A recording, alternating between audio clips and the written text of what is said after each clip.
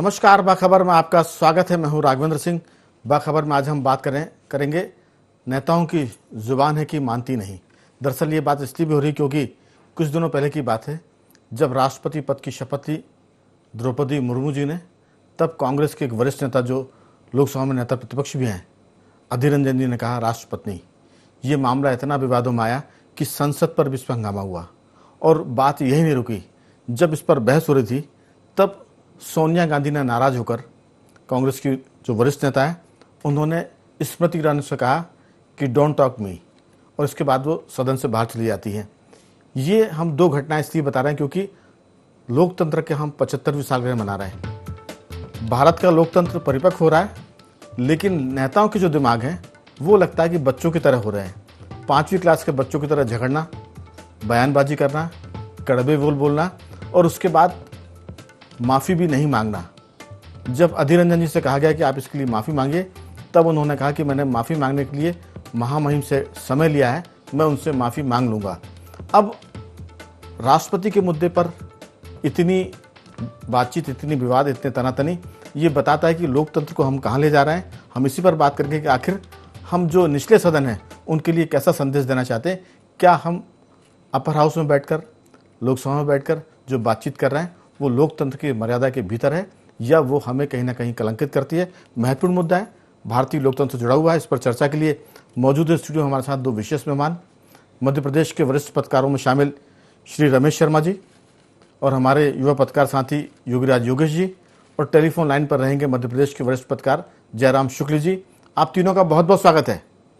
चर्चा की शुरुआत जयराम जी आपसे। मेरी आवाज़ सुन पा रहे हैं? हाँ, बिल्कुल बिल्कुल। दरअसल लोकतंत्र के बहुत सारी बातें हम कह रहे हैं। लोग कहते हैं कि 60 साल में लोग सटिया जाते हैं। लोकतंत्र परिपक्व हो रहा है, लेकिन लोकतंत्र में जो देश को दिशा देने के लिए बैठे सदन में, उनकी उम्र 60 के पार हो गई है और उनके बयान लगता है कि उनकी राजनीतिक समझ सठिया सी गई है। आपकी राय? पिछले दिनों जो विवाद हुआ राष्ट्रपति को लेकर, महामहिम द्रौपदी मुर्मू जी को लेकर, उस पर आपकी राय? उस पर जो बयानबाजी हो रही है उसको दिल्ली से लेकर भोपाल तक। आज भोपाल की एक घटना में जोड़ना चाहूँगा जयराम शुक्ल जी। जब भोपाल में जिला पंचायत अध्यक्ष का चुनाव हो रहा था, तब कलेक्टर कार्यालय के बाहर पूर्व मुख्यमंत्री दिग्विजय सिंह जी ने एक पुलिस अधिकारी की गिरेबान तक हाथ पहुंचा दिया। वजह जो भी रही हो, लेकिन एक राजनेता के नाते उनके इस कृत्य की लोग आलोचना कर रहे हैं। इस पर चर्चा हो रही है। हम दिग्विजय सिंह से लेकर गिरिराज सिंह तक, हम नुपुर शर्मा की बात नहीं करेंगे, लेकिन सोनिया गांधी ने जो कहा, स्मृति ईरानी ने जो कहा और अधीर रंजन ने जो कहा, उस पर आपकी राय? देखिए, ये आपने दुरुस्त बात कही है। ये कोई अचानक प्रगटा हुआ इस तरीके की का मानस नहीं है और ना तो ऐसी जुबान है। हम पिछले 2 दशक से ऐसे देख रहे हैं जी। बहरहाल इस बार हम बात करें तो महामहिम राष्ट्रपति श्रीमती द्रौपदी मुर्मू जी, जिसको मैं तो मानता हूं कि भारत के लिए यह विलक्षण क्षण है कि जब इस देश के एक बहुत छोटे परिवार की एक कर्मठ महिला को देश के सर्वोच्च शिखर पर स्थापना की गई। डॉक्टर लोहिया ने 70 साल पहले इस सपने को देखा था कि सबसे गरीब, सबसे कमजोर और सबसे वंचित वर्ग को सत्ता के शीर्ष में होना चाहिए। तो ये 70 वर्ष बाद एक ये पुण्य काम हुआ। इसके लिए इस लोकतंत्र की महिमा को मैं प्रणाम करता हूँ। दरअसल द्रौपदी मुर्मू के चयन होने से ही एक खलबलाहट, एक बिलबिलाहट सी चारों तरफ मन गई। अंदर ही अंदर जैसे रंग नस्ल भेद की बातें होती हैं, वो बातें अप्रत्यक्ष प्रत्यक्ष रूप से उभर कर आने लगी। और वो आपका पहला प्रकटीकरण जसवंत सिन्हा का हुआ, यशवंत सिन्हा जी का हुआ, जिन्होंने कहा रबर स्टम्प, बिना पढ़े लिखे, उनका संकेत था बिना पढ़ा लिखा किसी को आप रबर स्टम्प बना के बैठ। फिर वो लालू यादव का लड़का जो तेजस्वी है, उसने मूर्ति कहा। फिर ये अधीर रंजन साहब ने तो डेलिब्रेट की, जानबूझकर जुबान स्लिप हो जाती है जी। लेकिन बार बार वो उस बाइट को आप देखें, जानबूझकर ऐसा किया। दरअसल ये एक बहुत बड़ी चीज है माननीय श्रीमती द्रौपदी मुर्मू के राष्ट्रपति पद पर आसीन होने से लेकर जो इनकी राजनीतिक योजनाएं थी, जो रणनीतिक योजनाएं थी, वो तमाम चौतरफा ध्वस्त होती मिले। मिशनरीज की भी, जो आदिवासियों के बीच में समाज बांटने का काम करते हैं उनकी भी, वामपंथियों की भी, और भी राजनीतिक दलों की, क्योंकि वो राजनीतिक तौर पर देखते हैं कि द्रौपदी मुर्मू के चयन से एक राजनीति को एक नया उछाल मिलेगा। तो देश की एक 30% की आबादी है, 25% की आबादी है, उसका एक जुड़ाव। तो एक चीज तो मैं ये समझ सकता हूँ, क्योंकि जसवंत सिंह ने शुरू किया, फिर तेजस्वी यादव ने कहा और भी कई नेताओं ने कहा। शायद उनको ये नहीं मालूम है कि ये कर्मठ महिला अपने गांव की इकलौती पढ़ी लिखी महिला रही हैं, जो ग्रेजुएशन किया, जिनने क्लर्क की नौकरी की, और अपने पराक्रम से ये विधायक बनी, पार्षद बनी, और विधायक बनी तो सर्वश्रेष्ठ विधायक बनी। कोई रिजर्वेशन कोटा इनका विधायक बनने के लिए नहीं था। ये उड़ीसा की सर्वश्रेष्ठ मंत्रियों में भी इनको सम्मान मिला। तो हमारा एक माइंड सेट है कि इलीट क्लास का हो, अच्छे कपड़े पहनता हो, उसके संबंध बड़े और अमीर लोगों से हो, और बैरिस्टर हो, लंदन में पढ़ा हो, वही राष्ट्रपति के पद के काबिल है। तो पहला एक माइंड सेट जो लोगों के दिमाग में बना था, जिसको तोड़ा गया द्रौपदी मुर्मू के माध्यम से, तो एक तो अवसाद उसका है जो गाहे बगाहे इस तरीके से टिप्पणी के रूप में आता है। लोग ये नहीं सोचते कि यहाँ ज्ञानी जैल सिंह और फखरुद्दीन अली अहमद जैसे अल्पज्ञात लोग जो राष्ट्रपति में के पद पे आने के बाद ही ज्ञात हुए, और ज्ञानी जैल सिंह का क्या एजुकेशन था और फखरुद्दीन अली अहमद क्या थे, ये दुनिया जानती है। प्रतिभा देवी पाटिल के क्या कार्यकलाप थे और उनके समय से ये दुनिया जानती है।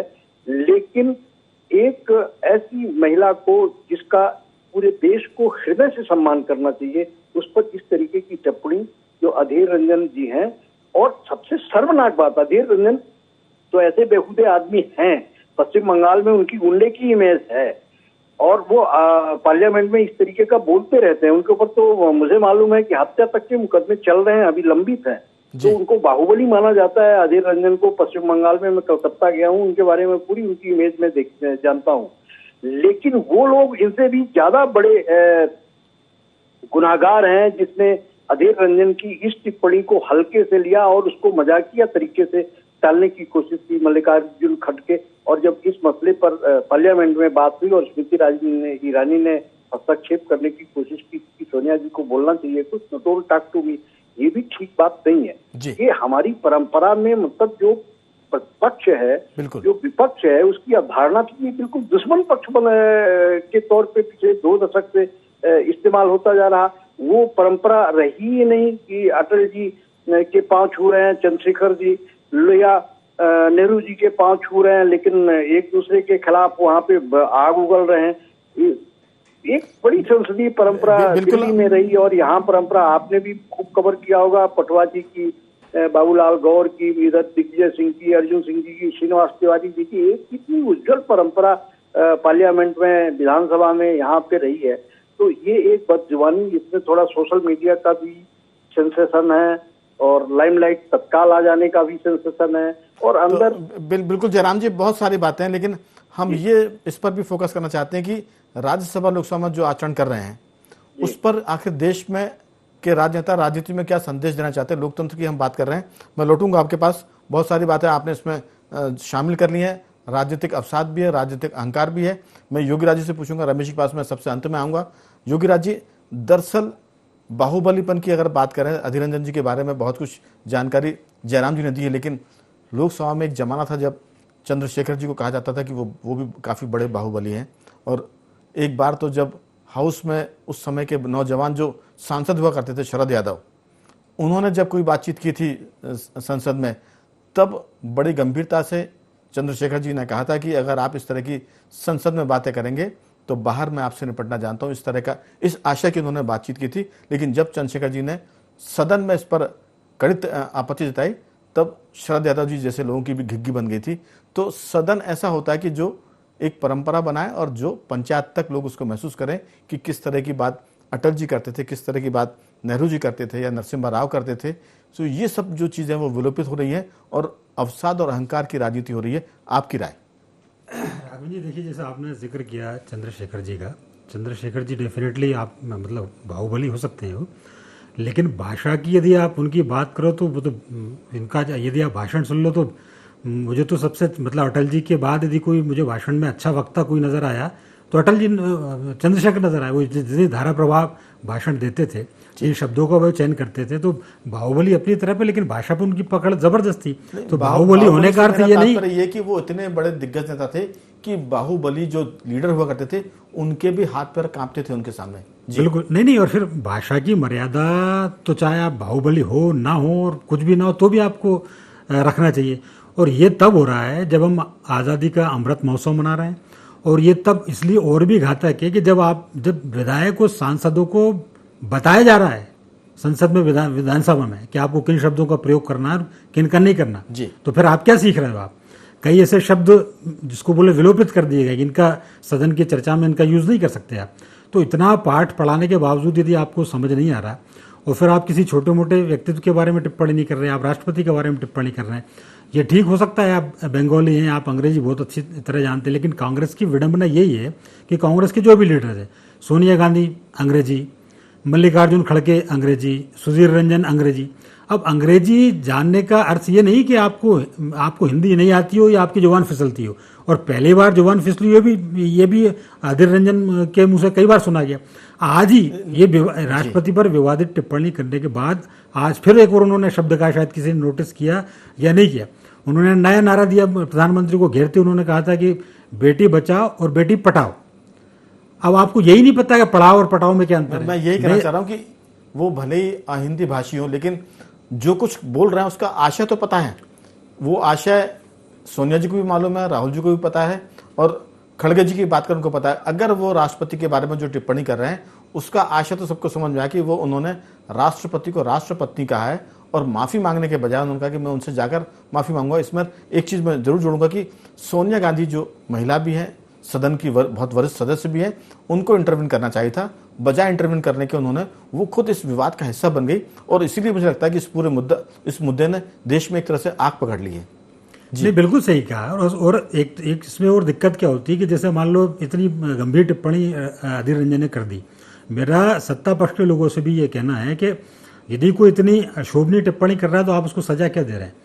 इनके तहत हरिजन एक्ट के तहत मुकदमा दर्ज होना चाहिए कायदे से। तब इनको समझ में आएगा कि जब 45 दिन तक जमानत नहीं होगी तो इन सांसदों को यह भी लगेगा कि जो बिल हम आसानी से पास कर देते हैं उसका कितना मिसयूज हो रहा है, उसका क्या असर पड़ता है।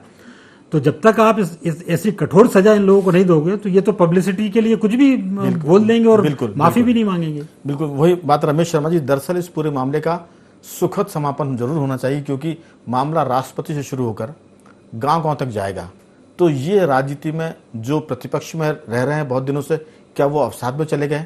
क्या सोनिया जी के साथ जो 2 दिन की पूछताछ हुई है उससे वो थोड़ा सा उसमें थी, दुख में थी, अवसाद में थी, सदमे में थी, इसलिए बजाय वो उस पर कुछ बोलने के वो जिस तरह की टिप्पणी करके सदन से बाहर जाती हैं, वो कहीं ना कहीं बताता है कि प्रतिपक्ष भी जो है वो थोड़ा सा संवेदनहीनता का शिकार हो रहा है। आपकी राय? देखिए, मोटे तौर पर ये बात सही है राघवेंद्र जी। पिछले काफी दिनों से राजनीति में गिरावट हम देख रहे हैं जी। और ये गिरावट व्यवहार की है और बोली की है, शब्दावली की है, एक दूसरे पर आरोप लगाने की गिरावट है। अधीर रंजन जी चौधरी बंगाल से आते हैं। ये बंगाल वो भूमि है जिसने देश में दोबारा, जब हम अंधकार से फिर से प्रकाश में आए, गुलामी से हम फिर से आज़ादी में आए, वहाँ उन्होंने शक्ति पूजा की, देवी स्थापना का संदेश देश में दिया। रामकृष्ण परमहंस हों, विवेकानंद जी हों, नारी सम्मान के जो उदाहरण उन्होंने दिए, अद्भुत उदाहरण दिए। उस बंगाल का व्यक्ति राष्ट्रपति को लेकर के, यहाँ 2 बातें एक साथ आती हैं। जो संघर्षशील जीवन रहा है द्रौपदी मुर्मू जी का, जिस प्रकार उन पर आघात लगे और वो दोबारा उठ करके खड़ी हुई हैं और अपने को स्थापित किया है, वो अपने आप में प्रणम्य है। और उनके बारे में फिर देश का राष्ट्रपति जो सर्वोच्च पद है उसके बारे में ऐसा कहना, मैं समझता हूँ ये बिल्कुल ठीक नहीं है। ठीक उसी प्रकार जिस प्रकार दिग्विजय सिंह जी ने सिपाही का कॉलर पकड़ा, आप कल्पना कर सकते हैं, हमारे यहाँ कहा गया है गीता में कृष्ण ने कि जो श्रेष्ठ जन हैं उनको आचरण अपना ऐसा रखना चाहिए कि उनके अनुयायी उनसे प्रेरणा ले सकें। आप मुझे बताइए, अधीर रंजन चौधरी जी जिस पद पर हैं, दिग्विजय सिंह जी की जो गरिमा है, अगर ये लोग ऐसा आक्रमण करेंगे, उन दिग्विजय सिंह जी के बगल में वो खड़ा हुआ था विधायक आरिफ मसूद, वो अगर कर लेता तो शायद इतना आश्चर्यजनक नहीं होता जितना दिग्विजय सिंह जी का आश्चर्यजनक है। ठीक उसी प्रकार कोई सड़क का कोई नेता छोटा मोटा व्यक्ति करता, अधीर रंजन चौधरी अगर टिप्पणी ऐसी कर रहे हैं, मैं समझता हूं ये दोनों बातें विचारणीय हैं, संबंधित राजनीतिक दलों के लिए विचारणीय हैं कि वो अपनी ही पार्टी में जो आने वाले कार्यकर्ता हैं उनको क्या संदेश देना चाहते हैं। हम 75 वर्ष में आ गए हैं अब स्वतंत्रता के। जी, एक बात और, उसमें अधीर रंजन जी अहिंदी भाषी हो सकते हैं, लेकिन एक महिला के नाते सोनिया जी को इसमें कदम आगे बढ़ के, अगर वो जितनी वरिष्ठ सदस्य हैं, जिस परिवार से वो आती हैं, अगर महिला कि आदर सम्मान के बारे में कुछ वो टिप्पणी करती है सकारात्मक, तो मुझे लगता है कि ये पूरा मामला सुलझ जाता है। निश्चित रूप से ये मैं आपसे सहमत हूं कि सोनिया जी को भी हस्तक्षेप करना था, उसके बजाय वो खुद भी उलझ गई।